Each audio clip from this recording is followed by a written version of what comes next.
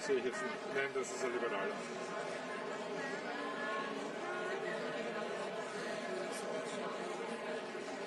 Naja, ich finde der Pass eh gut. So, das haben sie dann weggesetzt aus der ersten Reihe. Der hat sich hingesetzt.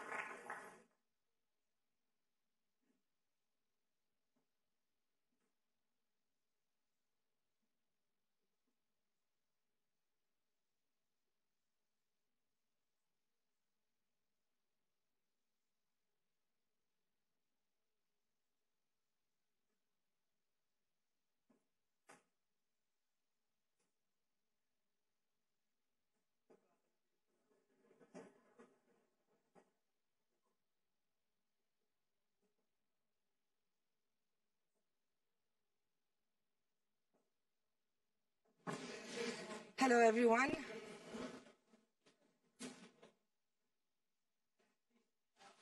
Hello, everyone. I'm very happy to welcome Greta Thunberg to the European Parliament in our Environment Committee.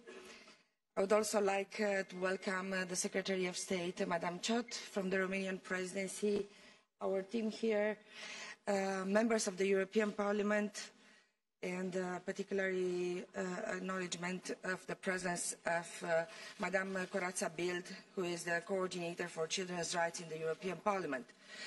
This is our last plenary and last meeting of the Environment Committee before the May elections, and we could have not concluded our work in a better way than by having with us such an inspiring young advocate of the climate cause as Greta is. There is hardly any need for a detailed introduction of Greta, who is already widely known on many levels. So I would like to start by thanking her for her unfailing commitment to the topic of climate change and for having accepted the Parliament's invitation to come and share her views in what has been and will continue to be one of the most important topics of our legislative work, and with no doubt one of the most important topics of the elections for the European Parliament lying ahead of us. Greta has traveled a great distance on a train from Sweden during her school holiday to be here with us today, which is by itself already sets an example of her commitments and her beliefs. In the past few years, more than ever, we not only speak, but we see in practical terms the importance of involving actors of all ages and from all levels of the societal ladder in actively contributing to the environmental solutions, but also societal pressure where such solutions are either missing or simply not being delivered. For us in the European Parliament, we know our work. We have been very ambitious, maybe the most ambitious European institution in setting the climate goals for Europe for the years to come. We know that this ambition needs to be supported and continued in the next Parliament's term so that we can answer the challenges lying ahead of us. I won't say much more because we are already a bit delayed, and I know that you are all looking forward to listen to Greta. So with no further ado, I'll give you the floor to address. Do you want to speak seated or do you want to stand? As you wish. She wants to stand. Are you fine? Yeah. Okay. Here's the micro, so I have to speak close to it, huh? Is it so? You see, you're a bit far from it. Yeah. But we will make it quiet, so we'll Should I hear lean you. forwards? I think like this is. Okay. My name. I'm sorry. My name is Greta Thunberg. I am 16 years old. I come from Sweden, and I want you to panic. I want you to act as if the house was on fire. I have said those words before, and a lot of people has explained why that is a bad idea. A great number of politicians have told me that panic never leads to anything good. And I agree. To panic unless you have to is a terrible idea. But when your house is on fire and you want to keep your house from burning to the ground, then that does require some level of panic. Our civilization is so fragile, it is almost like a castle built in the sand. The facade is so beautiful, but the foundations are far from solid. We have been cutting so many corners. Yesterday, the world watched with despair and enormous sorrow how the Notre Dame burnt in Paris. Some buildings are more than just buildings. But the Notre Dame will be rebuilt. I hope that its foundations are strong. I hope that our foundations are even stronger. But I fear they are not. Around the year 2030, 10 years, 259 days and 10 hours away from now, we will be in a position where we set off an irreversible chain reaction that will most likely lead to the end of our civilization as we know it. That is, unless in that time permanent and unprecedented changes in all aspects of society have taken place, including a reduction of our CO2 emissions by at least 50%. And please note that these calculations are depending on inventions that have not been yet invented at scale. Inventions that are supposed to clear our atmosphere of astronomical amounts of carbon dioxide. Furthermore, do these calculations not include unforeseen tipping points and feedback loops, like the extremely powerful methane gas escaping from rapidly thawing Arctic permafrost? Nor do they include already locked-in warming hidden by air pollution, nor the aspect of equity or climate justice clearly stated throughout the Paris Agreement, which is absolutely necessary to make it work on a global scale. We must also bear in mind that these are just calculations, estimations. That means that these points of no return may occur a bit sooner or later than that. No one can know for sure. We can, however, be certain that they will occur approximately in these time frames, because these calculations are not opinions or wild guesses. These projections are backed up by scientific facts concluded by all nations through the IPCC. Nearly every major national scientific body around the world unreservedly supports the work and findings of the IPCC. We are in the midst of the 6th mass extinction, and the extinction rate is up to 10,000 times faster than what is considered normal, with up to 200 species becoming extinct every single day. Erosion of fertile topsoil, deforestation of our great forests, toxic air pollution, loss of insects and wildlife, the acidification of our oceans. These are all disastrous trends being accelerated by a way of life that we, here in our financially fortunate part of the world, see as our right to simply carry on.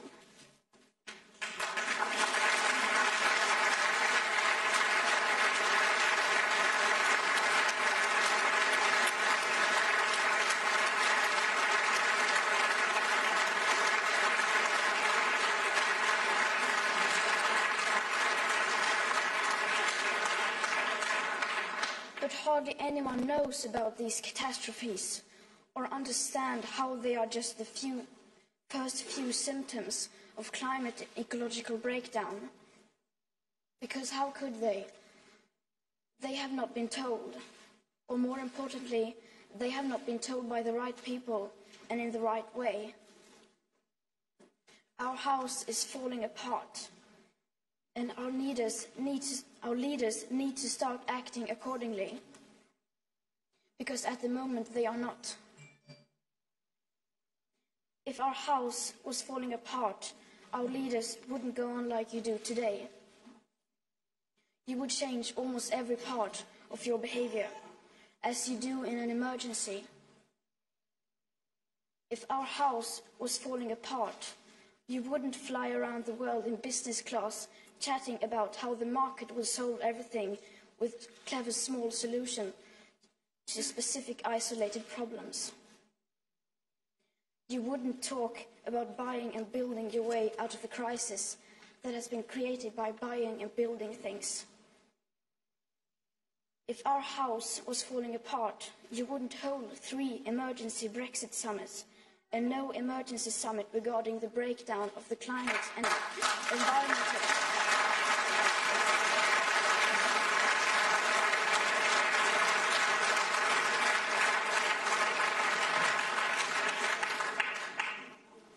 You wouldn't be arguing about phasing out coal in 15 or 11 years. If our house was falling apart, you wouldn't be celebrating that one single nation like Ireland may soon divest from fossil fuels.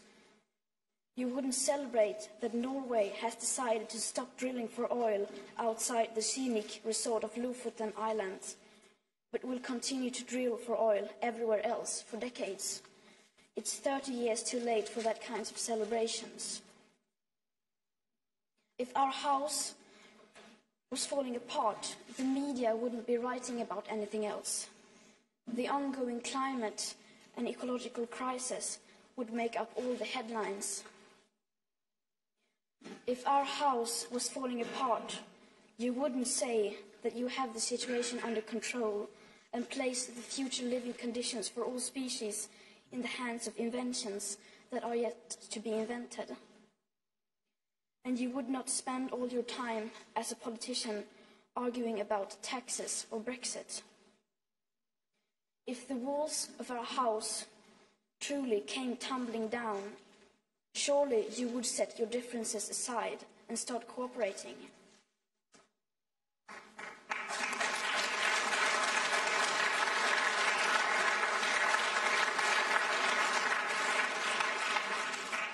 Well, our house is falling apart, and we are rapidly running out of time, and yet basically nothing is happening.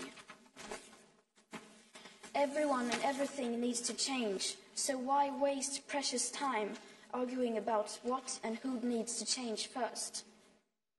Everyone and everything has to change, but the bigger your platform, the bigger your responsibility.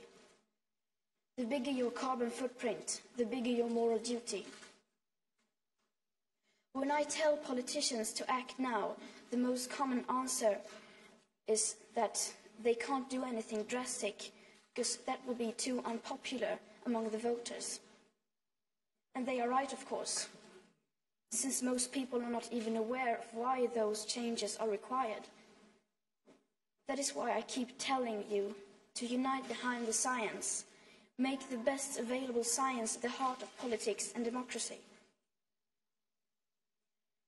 The EU elections are coming up soon, and many of us who will be affected the most by this crisis, people like me, are not allowed to vote.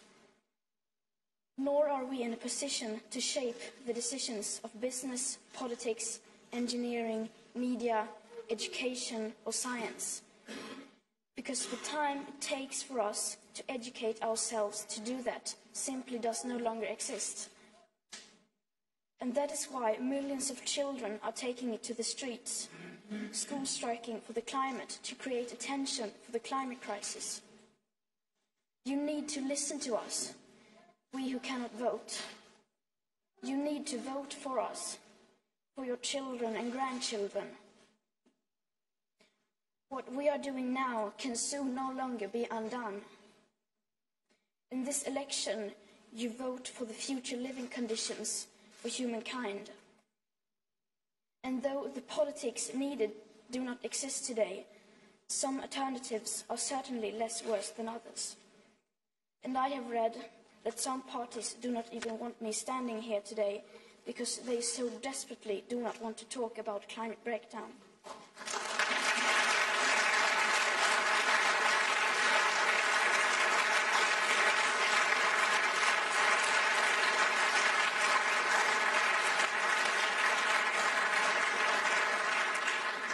Our house is falling apart. The future, as well as what we have achieved in the past, is literally in your hands now. But it's still not too late to act. It will take a far-reaching vision. It will take courage. It will take a fierce determination to act now, to lay the foundations where we may not know all the details about how to shape the ceiling. In other words, it will take cathedral thinking. I ask you to please wake up and make the changes required possible. To do your best is no longer good enough. We must all do the seemingly possible. And it's okay if you refuse to listen to me. I am, after all, just a 16-year-old schoolgirl from Sweden. But you cannot ignore the scientists, or the science, or the millions of school-striking children who are school-striking for the right to a future. I beg you, please do not fail on this. Thank you.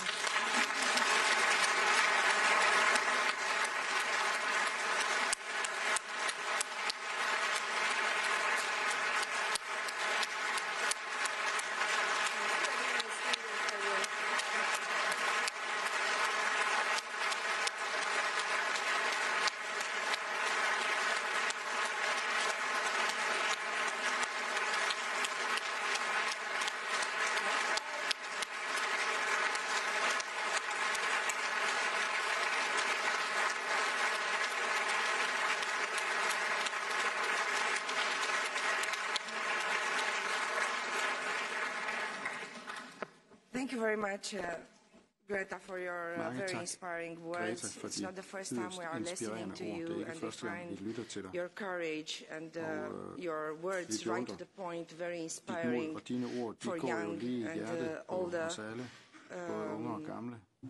people generally and politicians in particular. Now, dear colleagues, we have a format. So I will ask the coordinators of the political groups to address their thoughts on the subject, but we don't have much time, so please keep your time. You know already how long you can speak, so don't go beyond that. We start with Peter Liese. Yeah, thank you, Chair. Thank you, Greta, for your visit here in the European Parliament and the very inspiring speech. And I think it's of particular importance that you represent not only yourself, but hundreds of thousands of young people that are now pushing us to do more for the climate. I met a lot of them in my constituency, and I was very impressed by the 14-year-old Paul.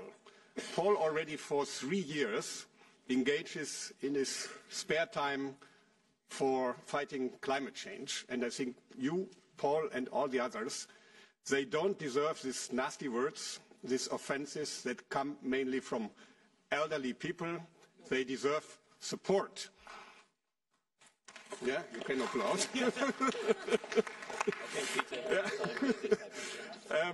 And of course, there is this big debate, should you do it during school time or not? No. I was also during my school time asked even by my teacher to go on the street and to fight for the support for private schools in Germany, and I did so, and I think what you are doing is much more important. So I will not hide my position. In the long run, of course, it should be done also outside the school time, but this is not the topic. And even in school, you get not a very good degree if you only speak about what is not the topic. The topic is climate change.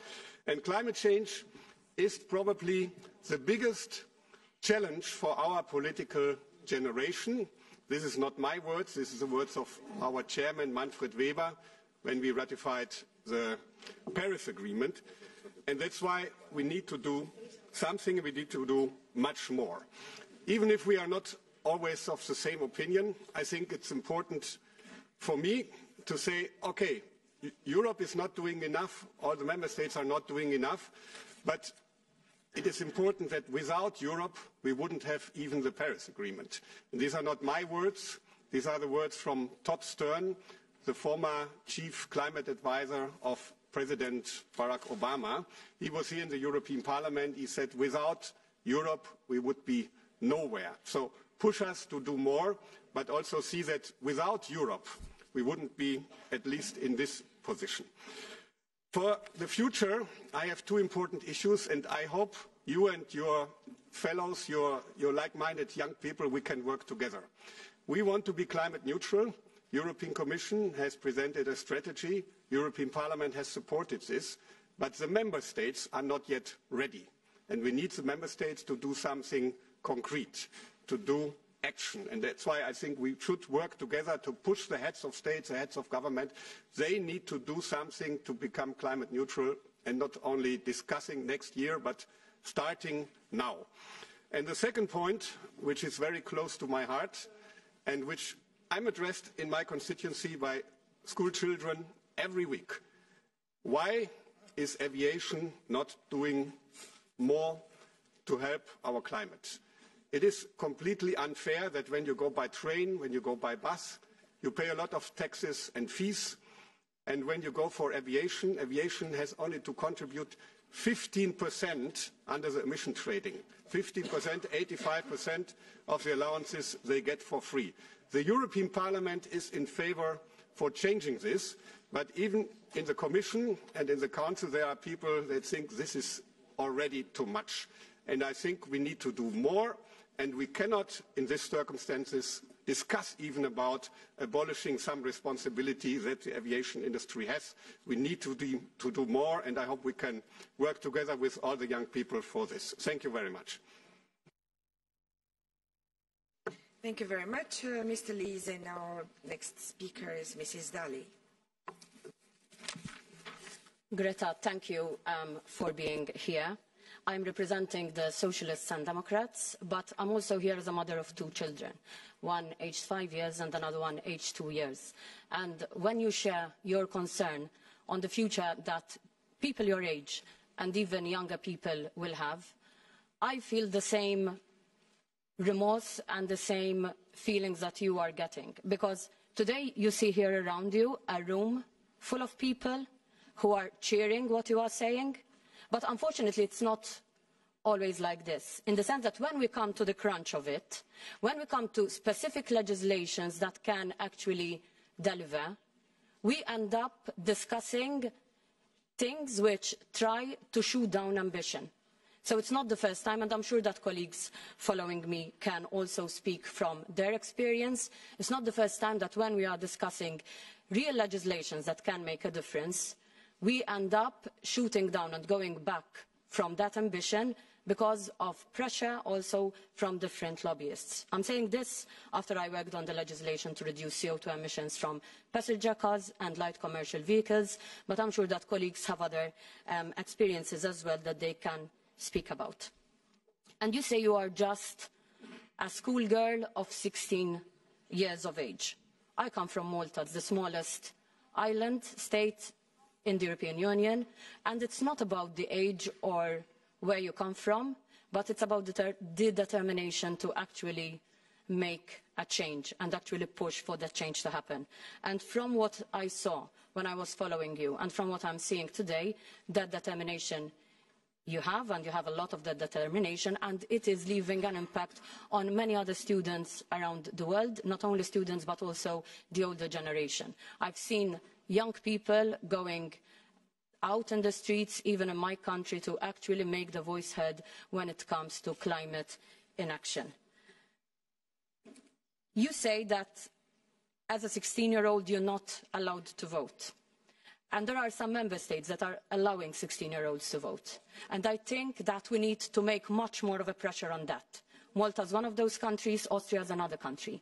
This is not a decision for people who are older in age, but decisions in elections are taken and will have an impact on people who today are 16-year-olds and in 5 years' time will be 21-year-olds.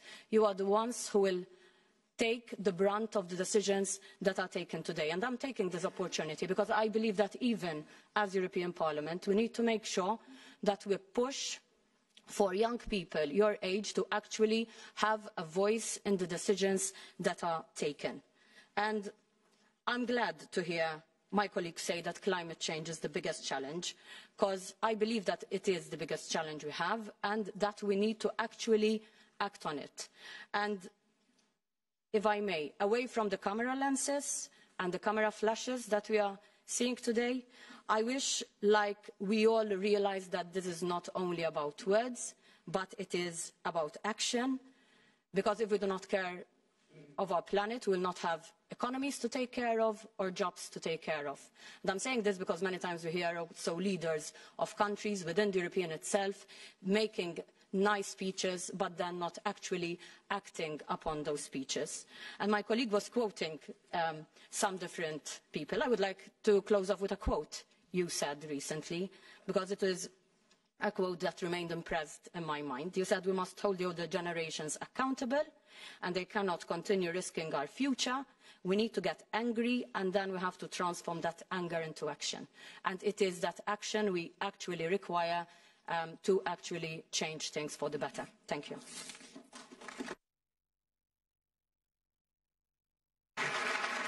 Thank you. Now, Mr. Demesmaeker. Yes, Chair, thank you. I will speak in my mother tongue, if I may. So I will speak in Dutch.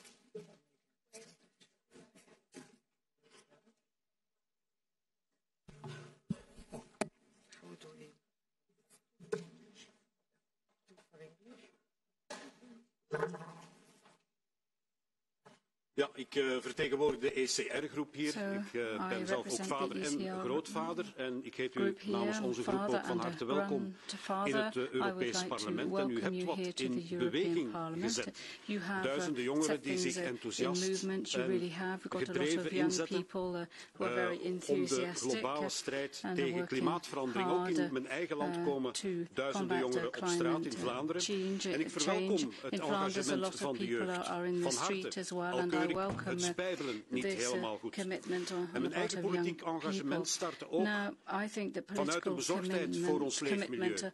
Onder het motto Groen en Vlaams startte voerde ik vanaf de jaren 80 actie. En dat engagement blijft meer dan 30 jaar later ook overeind. De mens is natuurlijk beperkt. Hier in het Europees Parlement heb ik de voorbije 5 jaar actief meegewerkt aan bescherming van natuur en biodiversiteit, omschakeling naar een kringloopeconomie en een verantwoord beheer van plastic in onze samenleving. En er is de voorbije jaren stevig werk geleverd. Een heel wetgevend klimaat- en energiepakket is klaar. Deze week stemmen we nog over de allereerste CO2-normen voor nieuwe vrachtwagens en het nieuwe LIFE-programma voor natuur en biodiversiteit. En mijn leidraad is altijd geweest om economie en ecologie te verzoenen door ambitieus en realistisch te zijn. Want alleen zo boek je vooruitgang in de echte wereld. Mijn partij, mijn groep wil voluit inzetten op een ecologische transitie binnen het kader van innovatie, van vooruitgang en van groei. Ons beleid moet inderdaad niet alleen de planeet en het klimaat beschermen, maar ook de jobs. En de echte sleutel ligt bij menselijke innovatie, creativiteit, bij ons vermogen om onszelf heruit te vinden, om ons aan te passen. Ik ben ervan overtuigd en daarvoor hebben we onze jongeren net heel erg nodig om meer oplossingen te bedenken, om de omschakeling naar een circulaire en koolstofarme economie mee vorm te geven en uit te dragen. En net daarom betreur ik echt het defetisme in het discours en het idee dat er geen toekomst meer zou zijn. Want elke dag werken mensen aan oplossingen en vinden mensen ook oplossingen die kunnen bijdragen in de strijd tegen klimaatverandering. Onlangs ontwikkelden wetenschappers van de Katholieke Universiteit Leuven in mijn eigen land een zonnepaneel dat groene waterstof uit de lucht haalt.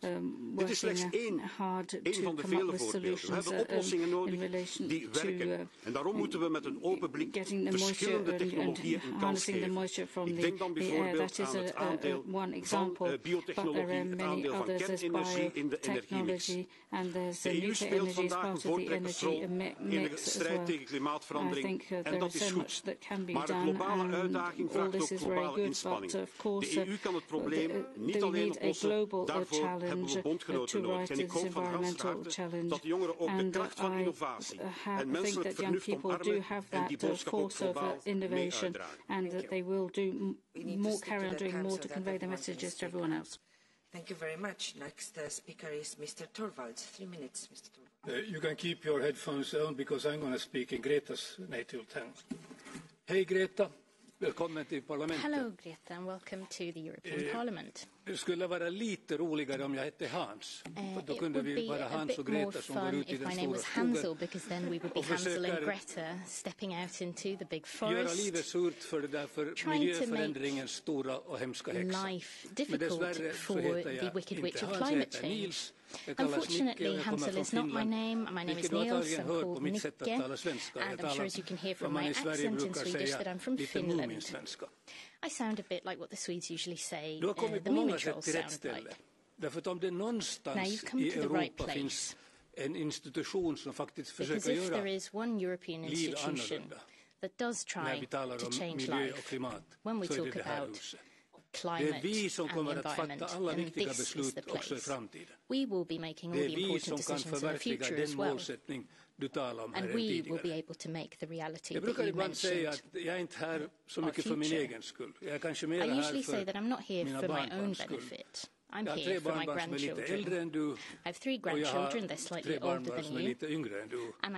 Om jag nu far hem till Finland så kommer åtminstone det äldsta av de här yngre barnbarnen att fråga, talar du faktiskt med Greta? Då kan jag säga, jo, jag talar, och jag lovar att bli en bättre farfar och en bättre parlamentariker och på något sätt försöka sköta de här uppgifterna. Under de här senaste 5 åren har vi egentligen fattat ganska många och ganska viktiga beslut. Du kan säga att du har antagligen rätt när du understryker att vi har inte gjort tillräckligt. Men vi har försökt skärpa utsläppshandeln. Vi har försökt skapa åtaganden i fråga om transport och i fråga om byggnader som ska göra det lite lättare att nå målsättningen. Vi har fattat en ny lag kring jordanvändning. Vi slogs här med mina vänner här vid bordet, till exempel om bilarnas utsläpp. We've fought with our friends here around the table about emissions from vehicles. Vi var ganska eniga om att vi behöver elektriska bilar i fortsättningen. We all were fairly much in agreement that we need electric vehicles in the future, but if they are being fueled with dirty electricity, then they actually lead to more emissions than diesel-fueled cars. So this means that we need to put a great deal of effort into overhauling our electricity supply system, and that will be one of our big challenges over the coming years. I do promise you one thing. I will visit you in Sweden when we have made the decisions that you demand of us. It may not be tomorrow or the day after. It may take us some years. But I think, as you can hear from the rounds of applause here, that everyone here thinks that you're doing the right thing, and we want to support you. Thank you. Thank you very much. Next speaker is Mr. Eickhout. Welcome, Greta Thunberg. And thank you. I know you hate it when politicians thank you, but for one thing I really want to thank you is that we know that the upcoming elections will be about climate change. Today another poll was released indicating that a big majority of European citizens, for them to go to the voting booth for the European elections, will be on the basis of climate change. And this is really partly because of all your great work and all the students and the Fridays for Future. And that is something that we have to thank you for, certainly coming from a Green Party where we've been fighting this issue for a long while and not always been as successful as you would have liked to see. And maybe that is now I can turn to my colleagues, and of course I could now turn very cynical in looking at the past, in all the different votes that we had, all the different discussions we had, and I didn't notice that urgency that much as we see it today in the room. But maybe it's better to look forward, with all of us here. When we are, in July, going to vote on the new president of the European Commission, and a lot of you will come back, everyone hopes. I hope that everyone will remember this day, when we were applauding Greta Thunberg for her speech, talking about that the world is at stake. But that also means that we have then to look at the programme of the new European Commission, whether they really want to change policies.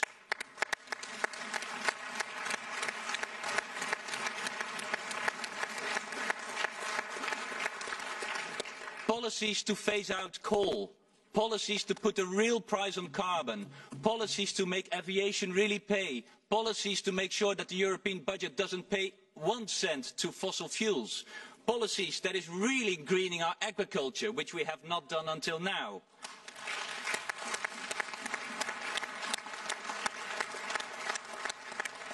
And thank you for the applause, but I want your vote on that programme of the new President of the European Commission in July, because then only that applause really means something. And now I turn to the Commissioner, because you still can have one chance. In September, you will go to New York, to the UN Summit on climate change. Today is a good moment. You can promise that you will go to New York, where you will promise to say Europe will increase its climate target for 2030. Are you going to do that? And for the presidency,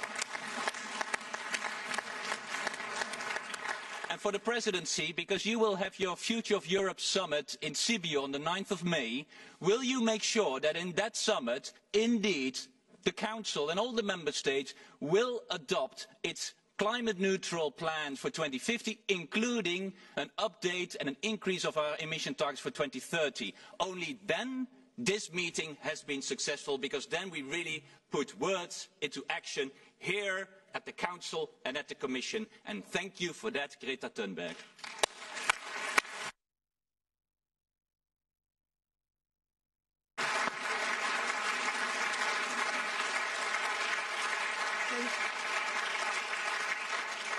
Thank you, Mr. Eickhout. Now for 3 minutes, Madam Boylan. Hi, Greta.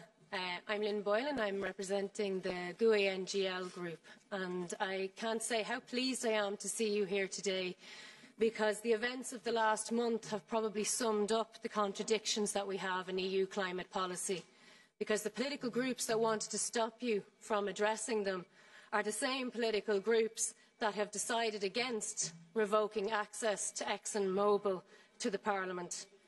You speak truth to power, Greta. ExxonMobil spent millions subverting the truth. Vested interests, we know, have captured the political majority. They have convinced them that we can tackle climate change while maintaining perpetual growth.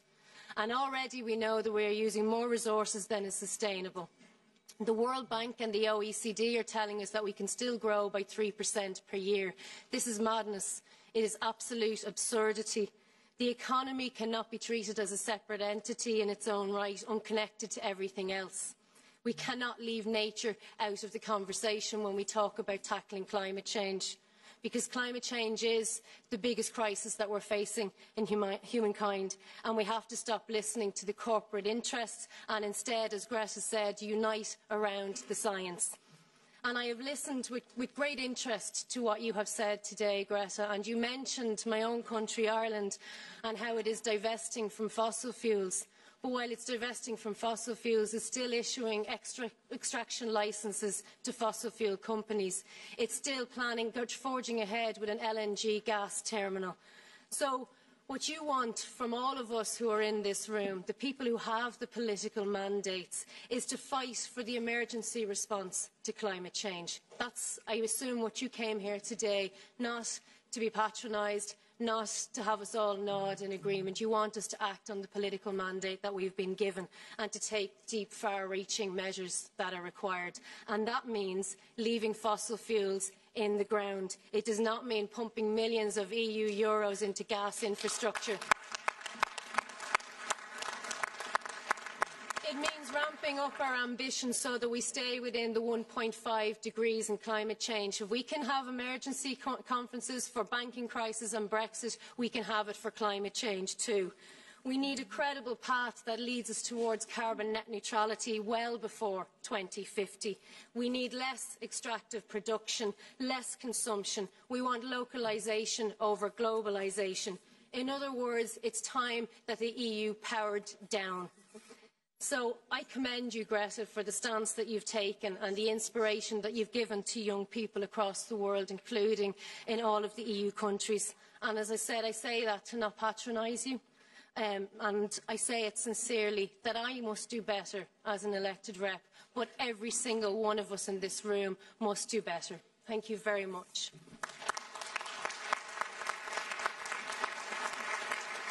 Thank you very much.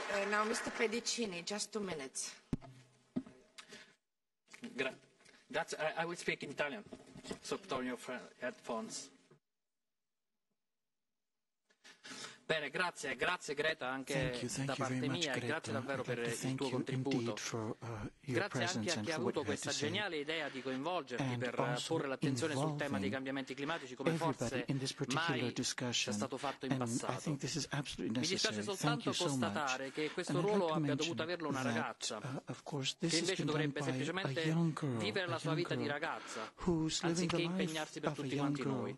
Voglio dirti soltanto una cosa molto semplice. Io credo che il male di questo mondo non siano i cambiamenti climatici. Il male di questo mondo è la falsità.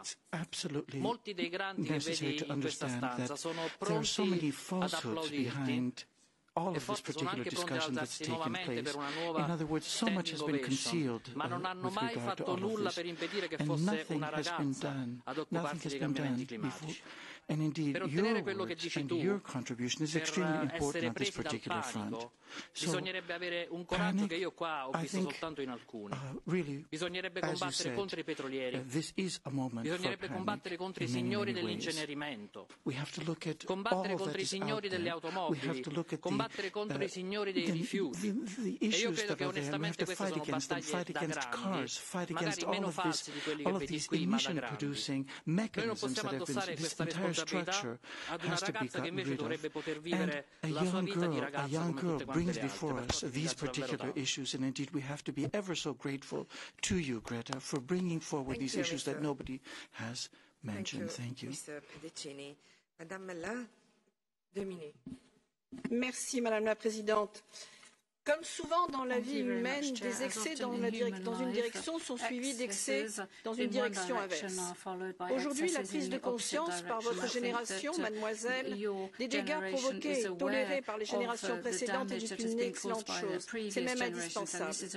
Mais le refus de supporter une situation dangereuse liée à un siècle d'hyper-industrialisation et d'agriculture intensive, toujours à la recherche de profit, au mépris du principe de précaution, ne doit en aucun cas s'accompagner d'excès inverses. En un mot, soyons enfin sérieux. L'indignation en matière d'environnement, c'est-à-dire notre vie quotidienne, n'autorise pas tout, bien au contraire. Elle impose de mesurer ses propos, de parler sur des bases scientifiques, fiables, reproductives et évaluées. Elle ne peut s'appuyer sur des phrases chocs qui n'ont d'autre fondement que celui de l'émotion. L'indignation doit se doter de moyens d'expression vierges, de toute désinformation,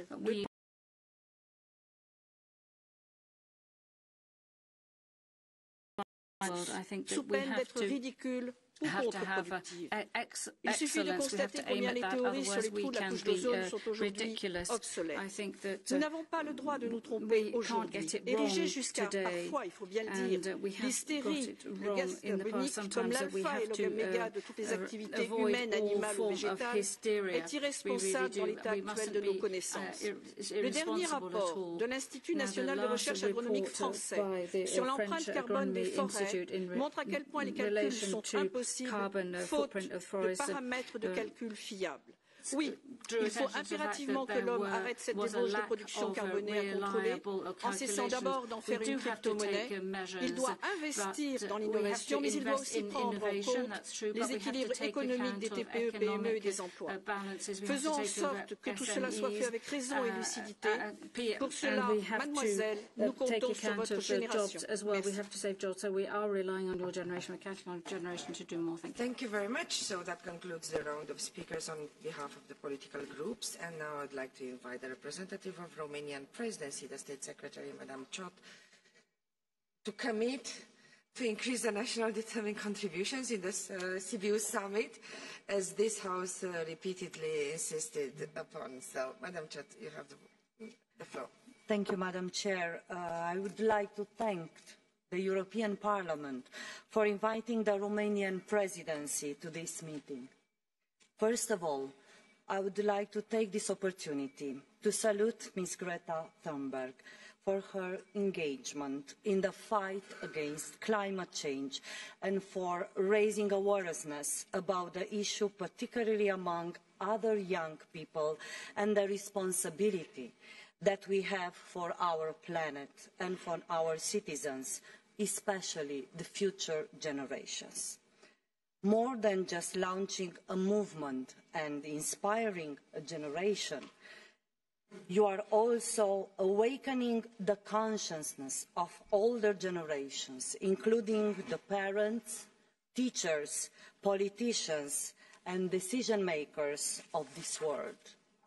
We are all aware of the scale and urgency of the challenges posed by the climate change. We are already witnessing the devastating impacts on climate change all over the world. And yet, as Greta has pointed out many times, action to prevent irreversible and catastrophic climate disruption remains insufficient.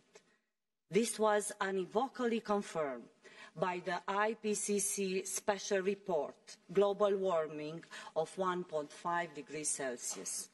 Without stepping up global climate action, global average temperature increase could reach 2 degrees Celsius soon after 2060 and continue rising afterwards.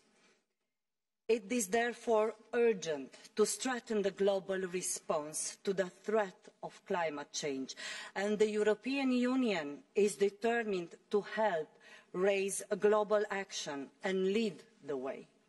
At the meeting of the European Council last month, our heads of state and government reiterated the EU's commitment to the Paris Agreement. The European Union, with its present ambitious policy framework, continues to lead the way on climate action. It is broadly on track to achieve its 2020 greenhouse gas, renewable energy and energy efficiency targets. It has also agreed on ambitious targets for further reducing its greenhouse gas emissions by 2030, and those targets have now been translated into EU legislation. In particular, those laws will ensure continued emission reductions in the industrial and power sector and ambitious binding national reduction targets for all EU member states in other sectors, such as buildings, transport and waste.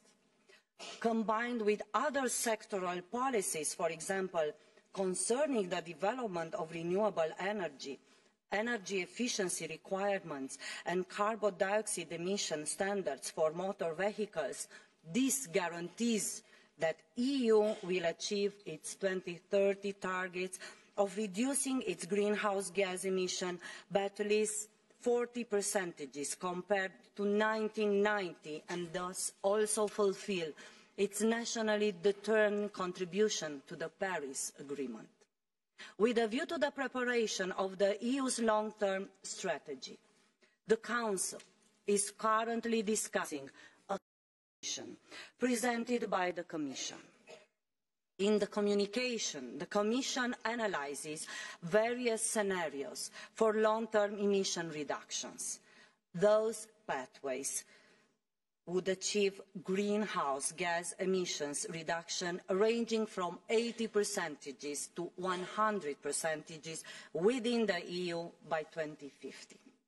The communication is actively debated within the Council. The Romanian presidency wishes to enable as broad and comprehensive debates for all relevant sectors: environment, energy, transport, industry and competitiveness, agriculture and finance. The ministerial debates held so far have highlighted the fact that there is a shared recognition of the need for action.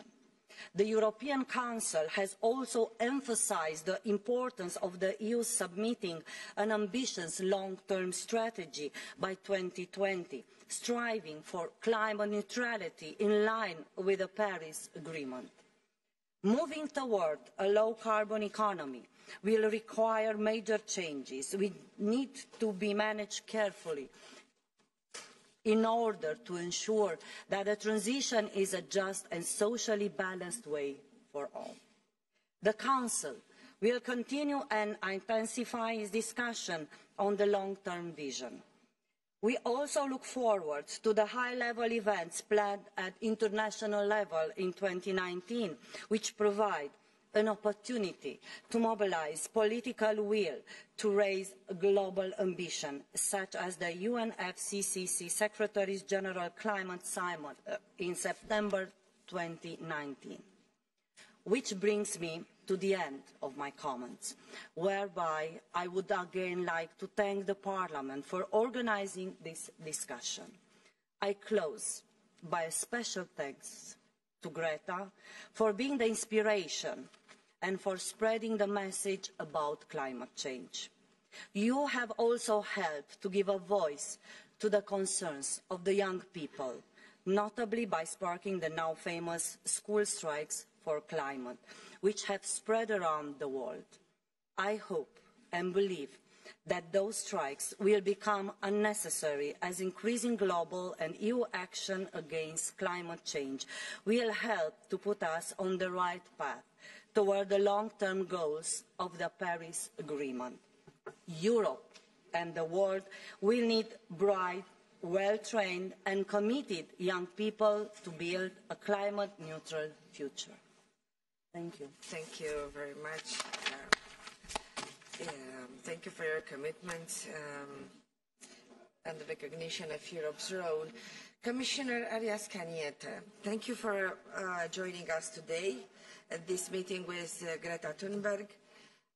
You are responsible for putting forward so much decisive legislation to tackle the climate change topic, so you have the floor. Madam President, honourable members of the European Parliament, ladies and gentlemen, I would like to thank Greta Thunberg not only for coming today to the European Parliament, but also for giving face and voice to our young people taking to the streets in growing numbers, demanding more climate action. We are calling for more action now, and rightly so, because the urgency is clear. You want us to act, and rightly so, because by the time your generation will be in the driving seat, in politics, in public service, in business and elsewhere, it will be too late to stop climate change. Your message is very clear, and we listen to you very clearly. To me, your message is an encouragement to do more, and for that, I thank you. We in Europe have claimed leadership in this, and we must assume it in full. We have acted, we continue to act, but now we must act more and faster. We have based our action on the latest available science, and we have always sought to foster multilateral solutions to global problems.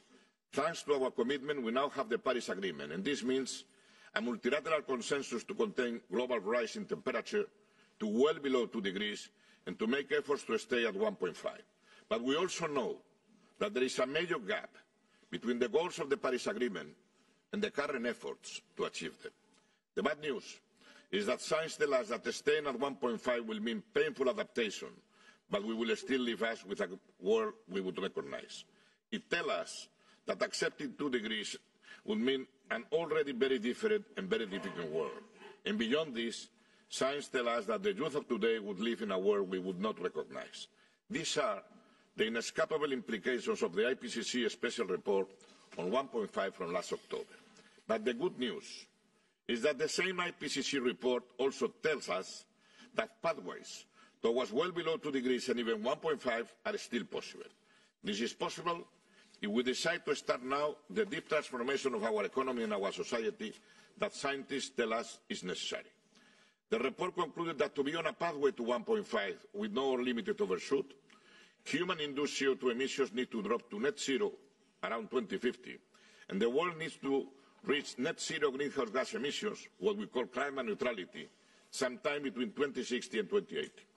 To achieve this, it is clear that developed industrialized nations should reach climate neutrality very much earlier. It is for this reason, and building on action already taken, mainly the recently adopted European Union legislation to achieve our objectives for 2030, that the Commission has proposed to make the European Union economy CO2 negative before 2050 and to achieve net zero greenhouse gas emissions climate neutrality by 2050.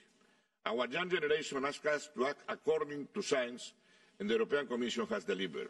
And your active mobilisation is and will continue to be an essential support to our common action. I am very satisfied that the European Parliament already endorsed the objective of climate neutrality by 2050.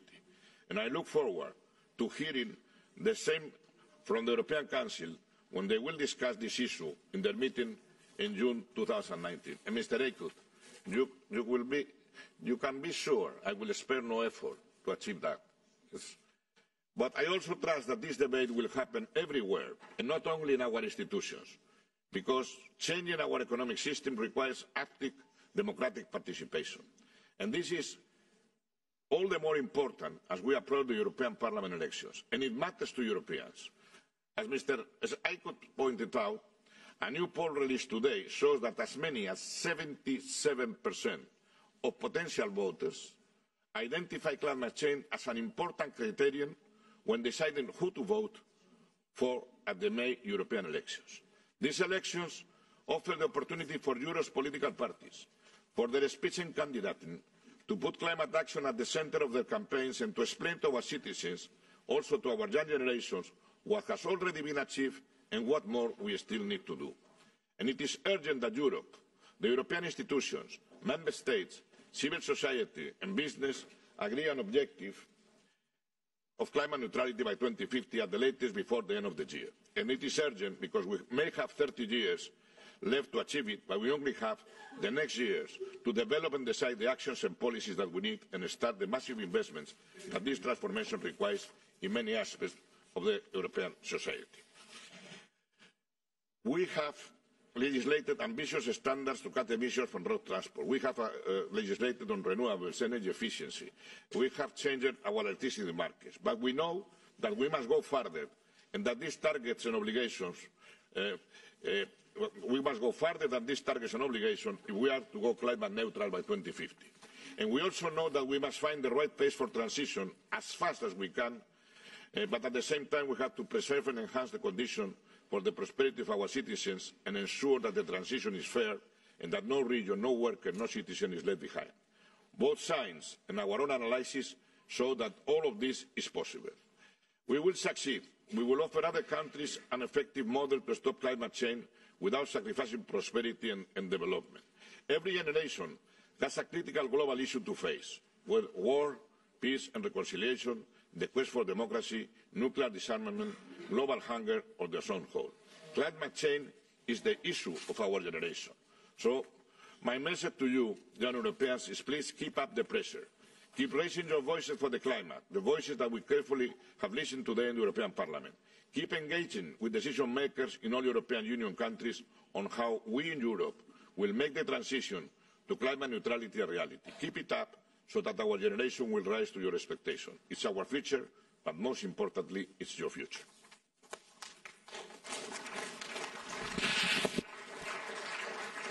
Well, thank you very much to all of you for coming to our last environment meeting. It was really spectacular, and I think it's the right way to finish a very hard and important work we had in the Parliament in this mandate.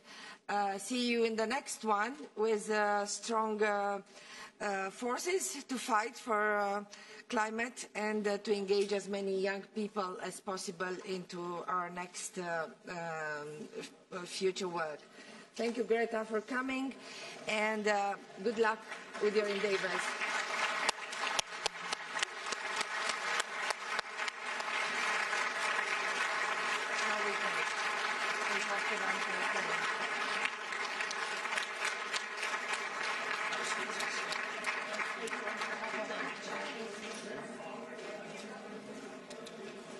You're fine?